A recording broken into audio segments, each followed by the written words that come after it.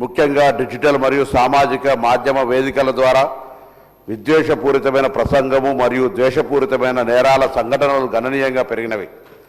ఇవి వేగంగా వ్యాపించే స్వభావం కలిగి ఉండి ప్రజాశాంతి సామాజిక సామరస్యములకు తీవ్రమైన హాని కలిగించే అవకాశం ఉన్నది. అట్టి చర్యలు మతము, కులము, జాతి, లింగము, భాష మరియు ఇతర గుర్తింపుల ఆధారంగా వ్యక్తులు మరియు సమూహాల మధ్య శత్రుత్వము, ద్వేషము మరియు విభేదాలను ప్రోత్సహిస్తూ సమానత్వము, గౌరవం మరియు సౌభ్రతత్వం వంటి రాజ్యాంగ విలువలను బలహీనపరుస్తున్నది. ప్రస్తుతం అమల్లో ఉన్న చట్టపరమైన వ్యవస్థ విద్వేషపూరితమైన ప్రసంగము మరియు దేశపూరితమైన నేరాల ప్రవర్తనను సమర్థవంతంగా నివారించుటకు, నియంత్రించుటకు మరియు శిక్షించడానికి, అలాగే ప్రభావితులైన వ్యక్తులకు రక్షణ మరియు పరిహారం అందించడానికి ప్రత్యేకమైన మరియు పటిష్టమైన చట్టమును చేయవలసిన అవసరం ఏర్పడినది. అందువల్ల కింది లక్ష్యాలను సాధించుటకు చట్టాన్ని రూపొందించుట అవసరమని భావించడమైనది.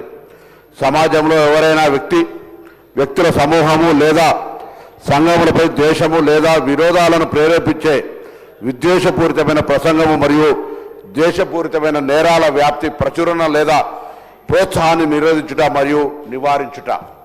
అదేవిధంగా అట్టి నేరాలు చేసిన వారిని కఠినమైన మరియు నిరోధక శిక్షలను విధించుట, అట్టి చర్యల వల్ల ప్రభావితమైన బాధితులకు తగిన పరిహారం అందునట్టు చేయుట. కాబట్టి ఈ బిల్లుకు సంబంధించిన లక్ష్యాలను, ఆ ఉద్దేశాలను సాధించడానికి కొరకు పెట్టడం జరిగింది.